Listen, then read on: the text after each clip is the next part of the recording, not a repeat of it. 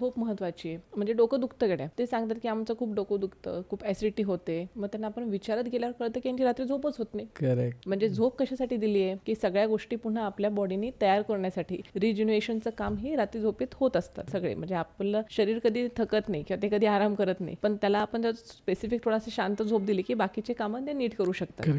मग अशा वेळेस आपण झोपच व्यवस्थित घेतली नाही, रात्री झोपेपर्यंत आपण स्क्रीन बघत बसणार किंवा लेट नाईट डिनर होणार, मग त्याच्यानंतर पुन्हा पुन्हा आणखी थोडेसे पुढे जाणार.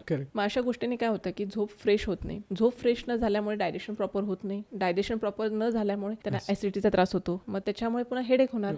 मग आपण फक्त काय करत असतो की हेडेक बघत असतो, पण मागचा जो गोष्ट आहे या केस टेकिंग मध्ये या सगळ्या गोष्टींचा उलगडा होत असतो. तर या गोष्टी आपल्यालाही कळतात की अरे आपण कुठे चुका करतोय. आता मला तर कळते, कारण पहिल्या भेटीत म्हणजे आपण माणूस आहोत, नक्कीच माणूस कितका सिक्युअर असतो की पहिल्या भेटीत तो कोणालाच इतकं पटपट सांगणार नाही. म्हणजे डॉक्टर जरी असला त्याच्यासमोर जरी तो MD बसलाय, BHMS बसला किंवा कोणीही वस्तू द्या, डॉक्टर मोठा असला तरी तो पटकन नाही सांगणार. त्याला तारे जज करेल का, किंवा परत त्याला ती भीती असते ना की हा काय म्हणेल. जरी तो डॉक्टर असला आपल्याला ट्रीटमेंट देणार